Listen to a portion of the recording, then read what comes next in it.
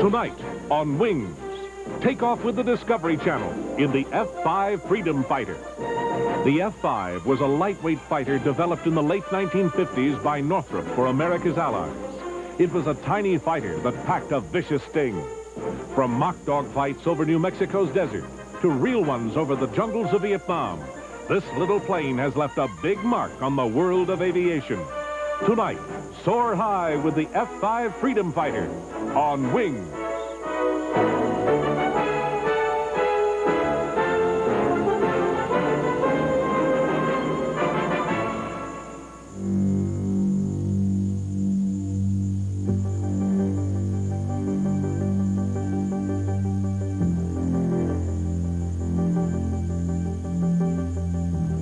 Armed and ready, South Vietnamese Air Force F-5 set out on a strike mission. Designed to meet rigid specifications, these planes were small, lightweight, and inexpensive. As the first weapon system developed by the United States government to meet the conditions of the Military Assistance Program, these planes were developed for America's smaller allies. Eventually, over 20 countries employed them. The Northrop F-5 Freedom Fighter.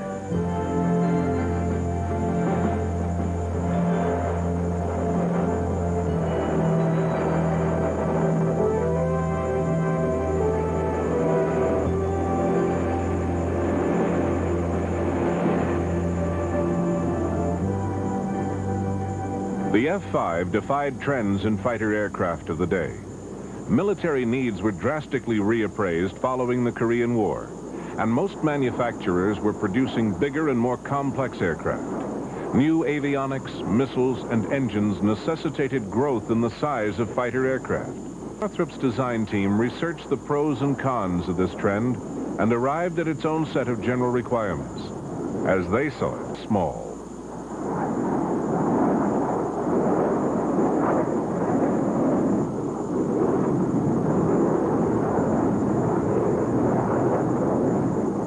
In a classic case of successful innovation, Northrop's reappraisal not only led to the F-5, but eventually had a much wider effect on the development of future fighter aircraft. The role the plane was humble about Northrop's little masterpiece. It emerged as a very maneuverable and deadly weapon.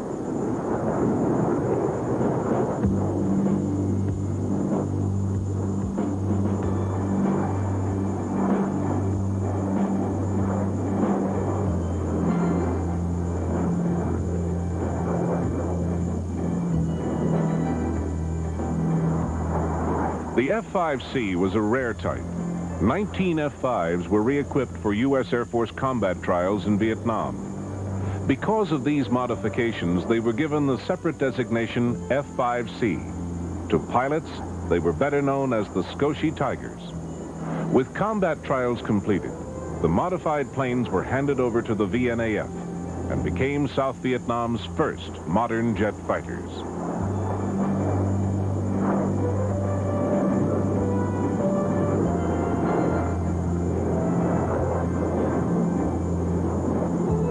In the skies over Vietnam, the Freedom Fighter proved its worth in battle and underlined how much it could add to the operational capacity of a small nation's Air Force. Orders soon flowed into Northrop, and F-5s spread around the globe.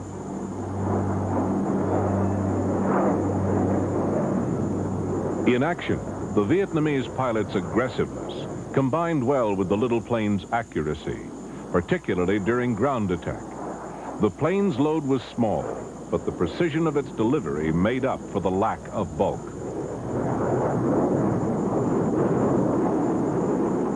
The F-5's success in Vietnam confirmed the value of Northrop's developmental work. The design team's dedication resulted in a plane that was simple and easy to maintain.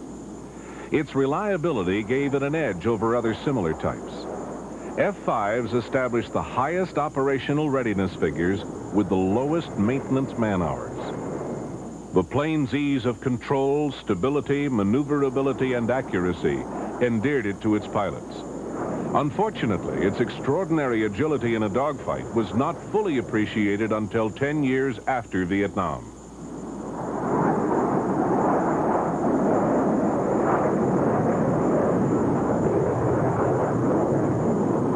The F-5's evolution goes back to 9 days of its fighter research studies.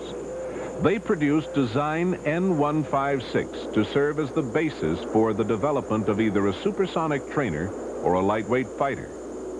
Although the Air Force wasn't interested in a small fighter at the time, the design's merit as a trainer was undeniable.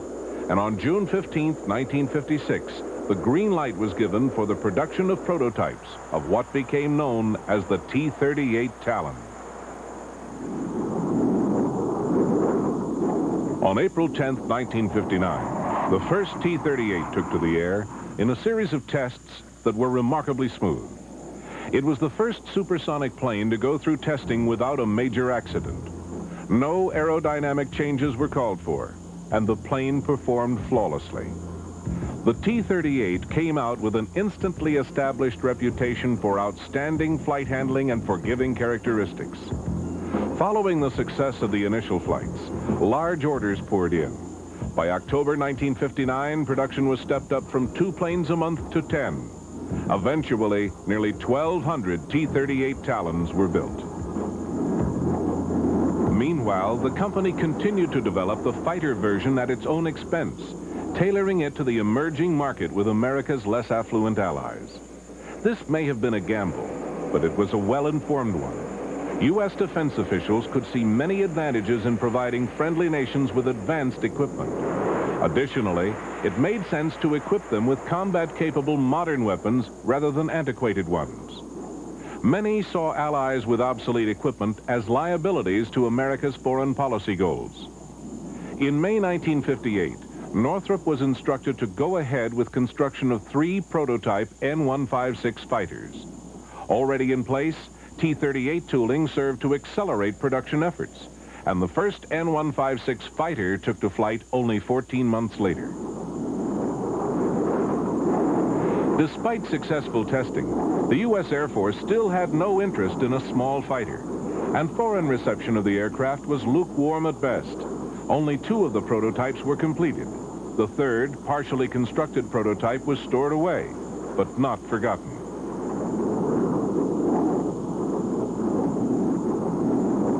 For a time, the U.S. Army became very interested in the N-156F as a ground attack and close support fighter. In competition with other planes, the N-156F demonstrated outstanding capabilities. Many were impressed with its reliability and ease of maintenance. But the Army competition was soon called off, mainly because of inter-service rivalries. Operating high-performance land-based fighters was a realm closely guarded by the U.S. Air Force. The Freedom Fighter was caught in a bureaucratic quagmire. It was unwilling to operate them for the Army, nor was it about to let the Army operate the fighter on its own. The N-156F project languished. Northrop was very confident that they had a great plane, and everybody who came into contact with it was equally impressed. Nevertheless, there were no buyers.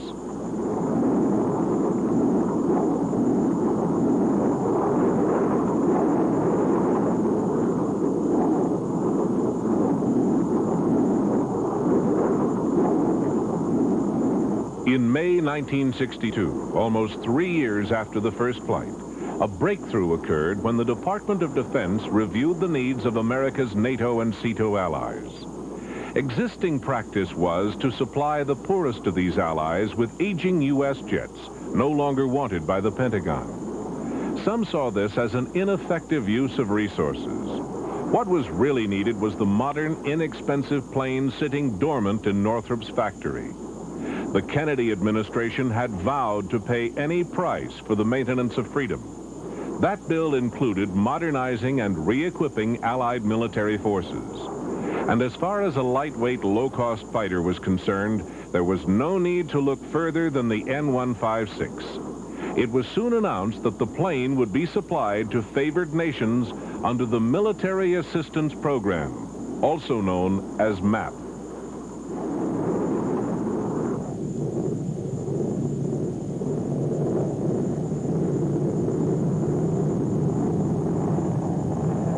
The program was formally launched in October 1962. Orders were placed for 2 versions of the N-156F, a single-seat fighter and a 2-seat version to double as a trainer. These were given the U.S. Air Force designations F-5A and F-5B.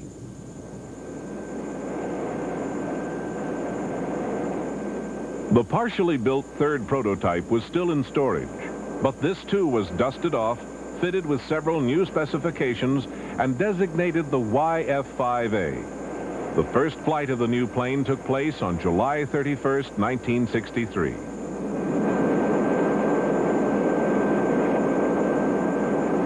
Northrop test pilot Hank Chuteau took the controls for what proved to be an incident-free flight.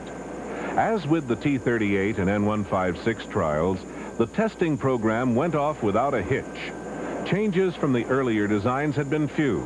These principally in more powerful engines and increased weapons loads. The plane was also given a more rugged landing gear for use from rough terrain.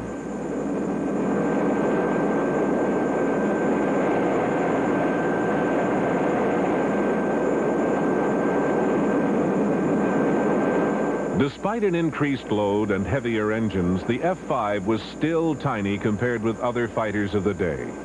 Only about a third the weight of an F-4 Phantom. Its compactness was attributed to the power plants chosen for the plane. Northrop designers had been quick to note the development of smaller turbojets designed for use in missiles. The Northrop team saw the chance to save significantly in thrust-to-weight ratios, not to mention the fact that a two-engine plane was just a whole lot safer to fly.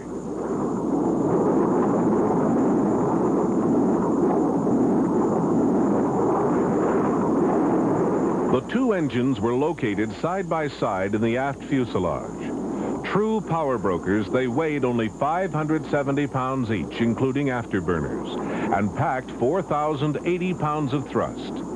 With a simple two-point mounting onto built-in overhead tracks, maintenance was so simple that a crew of 3 could remove and replace an engine in 20 minutes.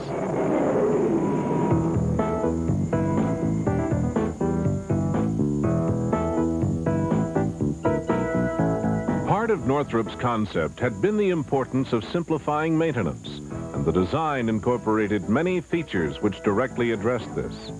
Further, the plane had little in the way of complex avionics and electronics. The high operational readiness of the aircraft was due in no small part to the ease and simplicity of ground handling and overhaul tasks. Compared with other supersonic aircraft, the F-5 was a dream to work with.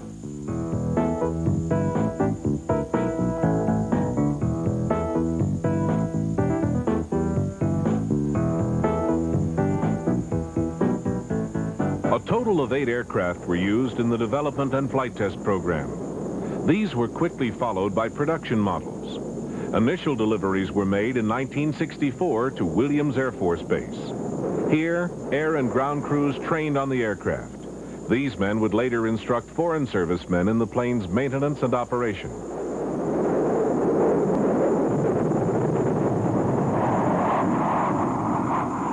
In time, each map country that received the F-5 sent groups of pilots and specialists for training. The aim was to have these people return to their homelands as qualified instructors. The F-5s used in this program all carried U.S. Air Force markings, but were in fact owned by the Allied nations.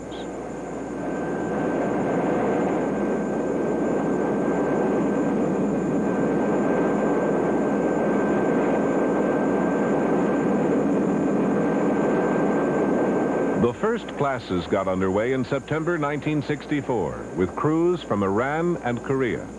U.S. pilots working with the Military Assistance Advisory Group also attended this course. They would later advise F-5 customers on how to best integrate new planes into service.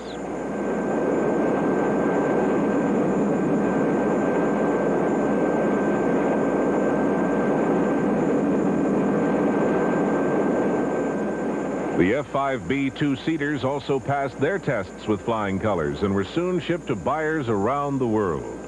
These planes were equipped with dual controls, and the instructor pilot, seated above and behind the forward cockpit, could take over if needed.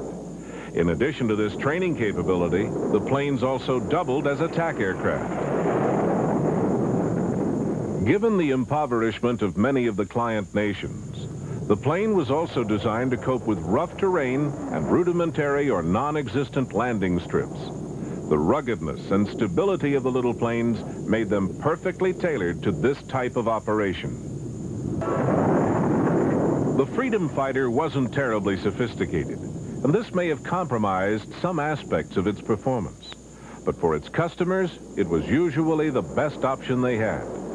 They found that it ideally matched their capabilities and budgets while giving them a coldly efficient defensive and offensive strike weapon. First time that they had effective modern combat aircraft at their disposal.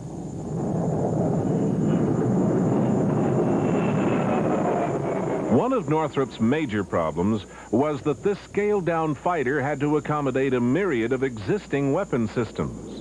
Special care was needed in the design of the small plane, since standard items such as stores, pylons, and ammunition belts have always been proportionately larger. The bulk of these common systems ultimately sets a minimum practical size limit for any combat aircraft. The F-5A was equipped with two nose-mounted 20mm cannons. Similar to its ground handling, the routine to clear, load, and arm the guns were simple. Everything was within reach of a crewman standing on the ground.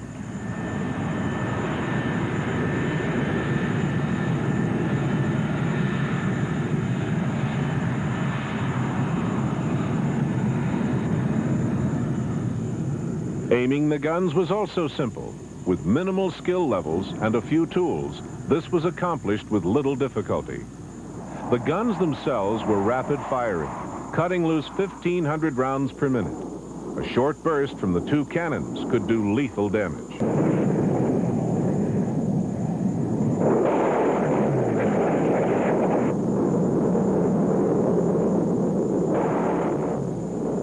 In addition, Sidewinder missiles could be mounted on the wingtips to give the little fighter a hefty air-to-air punch. Old weapons platform.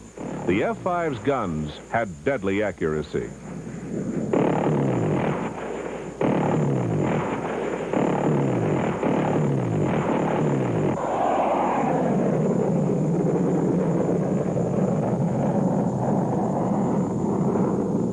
Although the two-seat B model carried no nose cannon, both versions had 7 external store stations. These accommodated a full spectrum of tactical ordnance and fuel.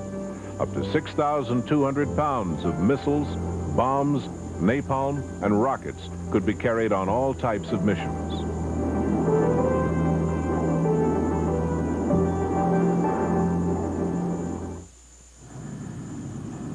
The initial orders placed by the Defense Department in 1962 totaled 71 F-5As and 15 F-5Bs. Many more orders flowed into Northrop as the years passed. The first F-5s to go into service were activated by Iran in February 1965. By the end of that year, another 5 air forces had purchased the new planes. In the meantime, additional orders poured in for standard F-5s. The plane was so impressive that several non-MAT countries decided to buy it themselves. As early as 1964, agreements were reached with Norway and Spain, the latter including under license production. In 1965, Canada also decided to buy the Freedom Fighter, once again with production taking place in the customer's factory. Each year, more countries joined the list.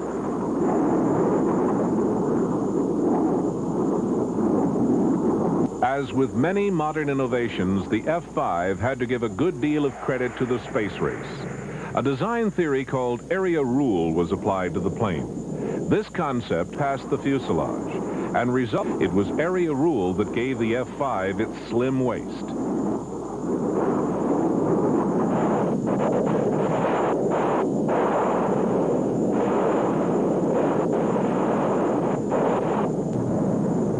The limitations of the F-5 were compensated for by the power and sophistication of the weapons it could employ. With sidewinders and cannon, it was a dangerous interceptor. In addition, a new role was developed for it with the production of an attachable camera pack. Combined with external fuel storage, this turned the plane into a long-range recall-roll. 4 big bullpup missiles, or up to 76 rockets, made it a potent ground attack weapon. internal and external, could be pressure-filled in minutes from a single fuel inlet. This was one of the many ways in which the importance of simple maintenance had been recognized in the design. Over a quarter of the surface of this ease of access to the plane's equipment was enhanced by placing the components one deep in the fuselage. All of the major systems could be accessed and serviced with ease. Special testing equipment was minimal and was itself designed to be rugged, portable, and simple to operate.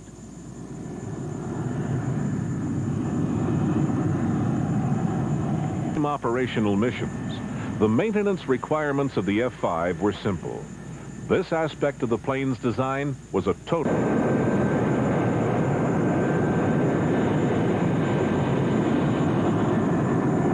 The F-5's war and fuel loads accounted for nearly 50% of its weight. This gave it the highest payload to weight ratio of any supersonic fighter. Due to the aircraft's superior aerodynamics, the small engines were able to push the fighter along at about Mach 1, that the airframe could endure much higher speeds. But these were speeds that these limitations were to be a constant source of criticism. Keeping the plane compact, this compromise was deemed worthwhile. The potential of the design in the close support role led the U.S. Air Force to test the planes under Operation Skoshi Tiger, and 19 aircraft were re-equipped to U.S. Air Force standards in 1965. With aerial refueling systems, armor plating, and pylons that could be jettisoned, these modified planes were designated F-5Cs. The planes arrived in Vietnam on the 23rd of October and flew their first combat mission within hours of their arrival.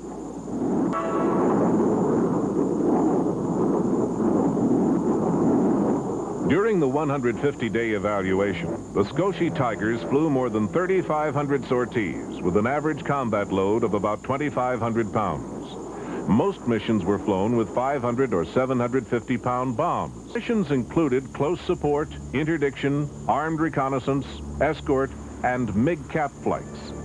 The Tigers endeared themselves to their pilots and heavily impressed ground troops with their stability, accuracy, and reliability.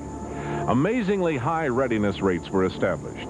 By the end of the trials, maintenance time per flight was down to 6.5 hours. Northrop's expectation had been 21 hours, and this would have been a reasonably acceptable figure. The mission abort rate was an incredibly low 1.5%.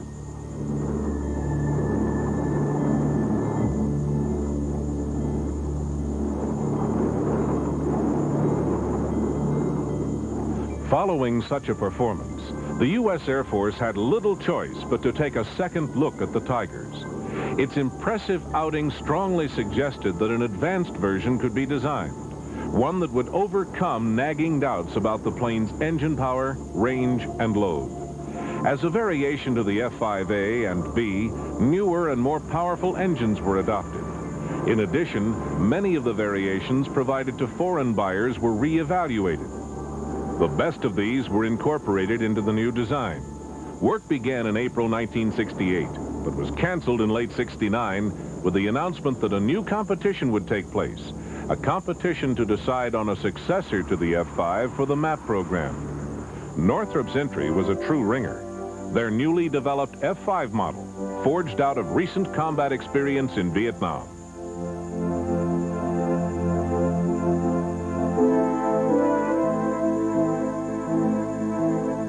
Was announced as its own replacement, but to lessen confusion and to recognize the changes in the new design, new designations were issued. The single-seat version would be the F-5E, and the two-seater would be known as the F-5F. In the fall of 1971, it was announced that in tribute to the Skoshi Tigers, the new plane would be known as the Tiger II. Given that the word Skoshi is Japanese for small, the use of the whole title may have been even more appropriate for this fearsome little war. The rollout of the Tiger II took place on June 23, 1972, and the first flight followed on August 11. Progress up to that time is pretty easy to measure.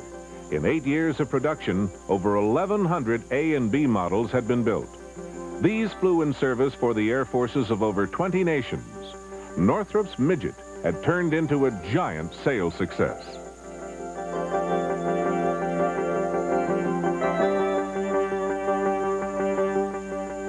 The F-5E engines boasted 5,000 pounds of thrust, an increase of over 20%. But some of this additional power was offset by increases in the plane's weight. Though the new fighter was faster, experience would show that it still had not yet fully exploited the aerodynamics of the airframe. Lightly loaded and flat out, the E was capable of Mach 1.6, but was more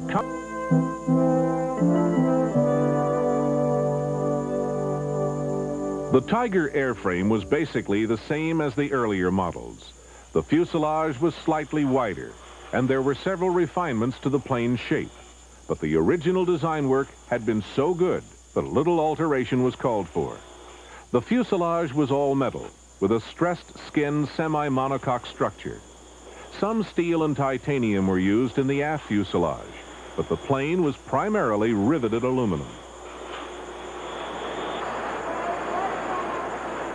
The wings were one piece from tip to tip. This eliminated splices in the heavily loaded members. With the exception of steel ribs supporting the landing gear and wingtip storage station, construction was all aluminum. The wing skins were primarily shaped using chemical milling methods. The plane's combat sophistication took a leap forward with the addition of a fire control radar system and computer gun sight.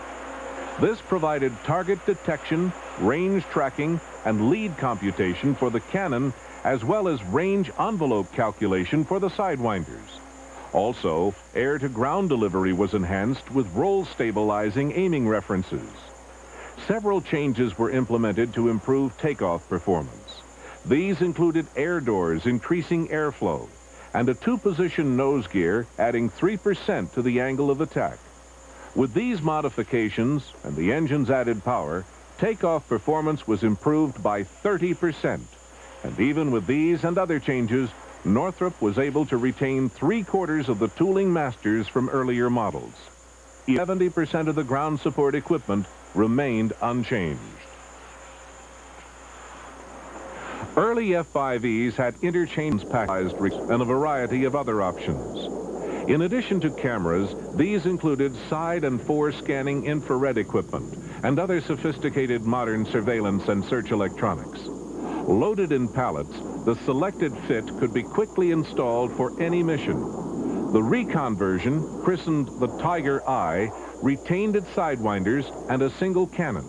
Development was funded by the company and resulted in a highly specialized aircraft. Like many successful products, Northrop's radical small fighter had now evolved into a family of planes. Production switched to 1970. Sales of T-38s and F-5s had passed the 3,000. T-38 production ended in 1972, when the last of 1,189 aircraft was delivered to the U.S. Air Force. Incredibly, production of the Tiger II continued for another 17 years. The final E and F models were delivered to the Singapore Air Force in 1989. Altogether, the number of T-38s and F-5s manufactured was 3,806. Surprisingly, the T-38 Talon was the only version of the plane that were purchased. In 1974, the 15-year-old adopted by the Thunderbirds, replacing the much larger F-4 Phantom. The T-38 brought its characteristic precision and maneuverability to the team. To its credit, it soon became evident that the team could operate 4 Talon.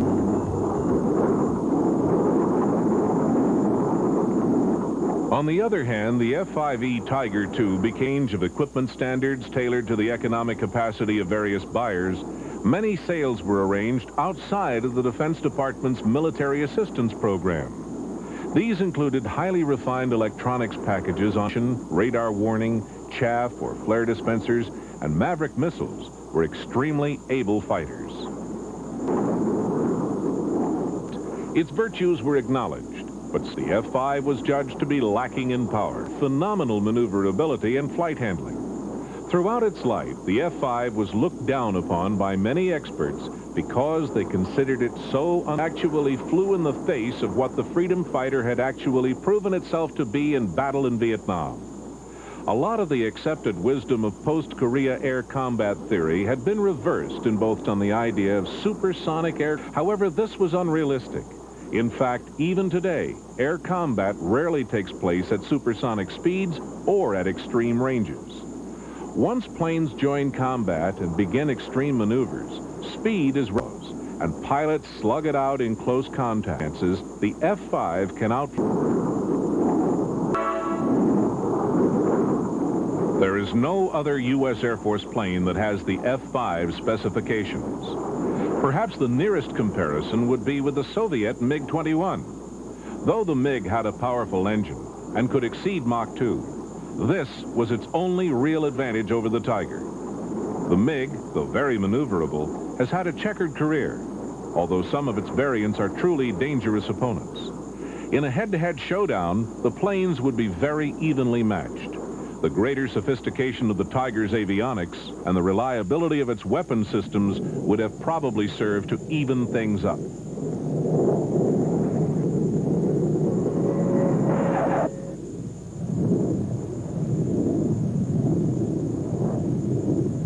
Sales of the F-5E bolstered the capability for overseas manufacture, and production agreements were reached with Switzerland and Taiwan. In its role as the military assistance program's basic export model, the F-5E mirrored the success of earlier versions and rugged simplicity. Strength throughout South America, the Middle East, and Asia, nations went virtually overnight. What was surprising were the number of planes sold to Western Europe. These purchasing decisions, like the Saudi orders, were not economically driven. Affluent countries like Norway, Switzerland, and the Netherlands simply decided that there was no advantage in buying larger, more complex, and more expensive aircraft for roles that the F-5 could easily perform. One communist air force also greatly benefited from Northrop's innovation. With the fall of South Vietnam in 1975, the North Vietnamese captured a motherlode of 87 F-5s. These planes were later used with considerable success in border clashes against their communist neighbor to the north, China. The final member of the F-5 family was the F-5G. Engines had seen dramatic improvements during the long lifespan of the F-5. More power was available from new, small, and lightweight engines. The plane was redesigned with an F-18 engine, which boasted 16,000 pounds of thrust. For the first time, the Tiger's airframe was matched with power equal to its capabilities. The result was a remarkable advance in the F-5's cat-like prowess. This was the first radical redesign of the plane and was called. With power finally of no concern, Northrop was able to pack even more systems into the plane. Though larger than its predecessors, it remained a small fighter, but its speed was now boosted to Mach 2. This was achieved without the loss of any of the F-5's legendary maneuverability and handling. The work started as a co-production effort with Taiwan, and though a presidential veto ended that partnership, Northrop continued to refine the plane up to 1980. No doubt could remain about the aircraft's performance and power. Its takeoff was outstanding, its electronics state-of-the-art, and its price still low for a high-tech aircraft. Surprisingly, despite the Tiger Shark's fearsome ability, the last of a family.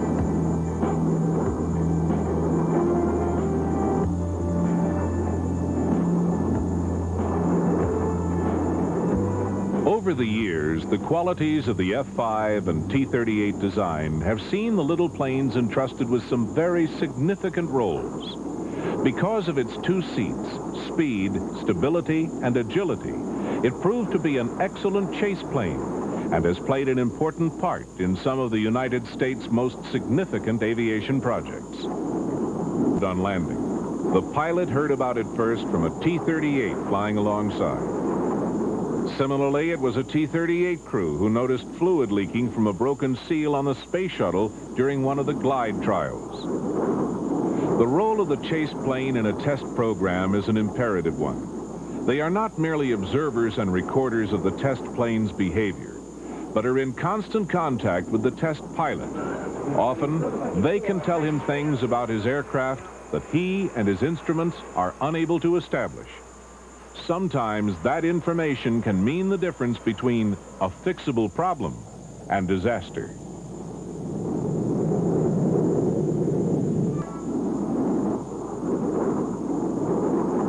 The F-5 has also resurfaced in the X-29 program. The forward swept wing X-plane was accompanied by a T-38 chase plane during it. That of an F-5 melded to the exotic wing of this futuristic fighter.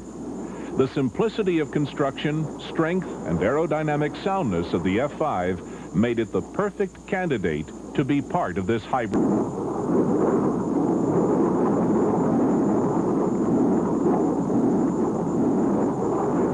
The X-29, it's only fitting that the F-5, such a vital part of aviation history, should also be...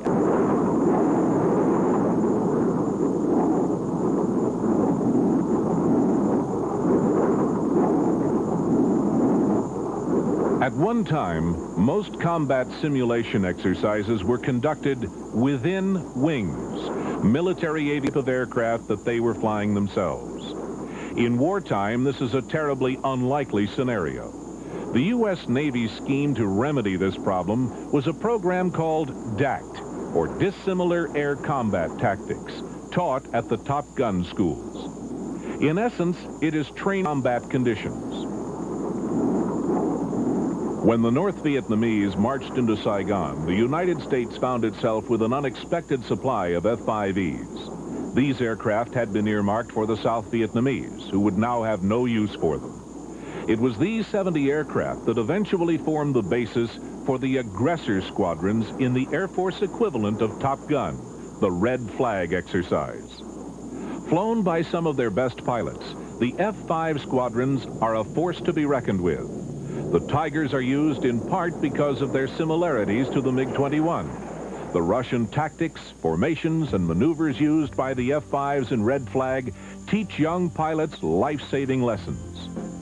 During these exercises, Nellis Air Force Base becomes a real combat air base, simulating the limited support facilities and organizational difficulties that would be expected in a frontline theater of war. It's important because they find out what these planes can do in a wartime situation, and that's good practice for both the crew chiefs of the planes and the air crew. Over the period of their use in Red Flag, the Tigers have come up against virtually every frontline fighter that the West has to offer. The aggressor pilots are very experienced, and they and their MiG-like F-5s have racked up kills against all comers. The Western powers' best aircraft have been poised against them, and in 20 years, the Tiger has yet to meet its master. And that stands as a sobering note, because while the Cold War and the freedom fighter are now things of the past, the MiG is still flying. The other one is 5 miles north of him. Okay, I got the north guy. Watch that guy to the other side there, about thanks. Roger, welcome. Okay, saying you go after the guy to the south. He's 230 for 10 coming at you. I got him. He's advancing this time. Looks like we got some F-4s north of Felicia Peak. We got the Bandits 150 for 40 miles. We may try to hit over that way. You hit it south now. That's fine. We're steady about 170. Okay, the lead just went in a right-hand turn to south. Come hard left, 180. Check on the nose a mile. You got a bogey. 6 o'clock for 6,000 feet. Right. Keep the turn in. We're coming around hard on him.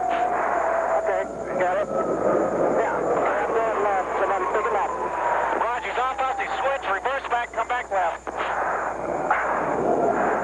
He's at our 9 o'clock now. Go to that little peak. Okay, I can be in on him here, Roy. Can't get cleared in. I'll stay in a right turn and get him. Hey, Fang, watch the guy now. 235 for 6 coming at you. Gonna meet him head on, Fang.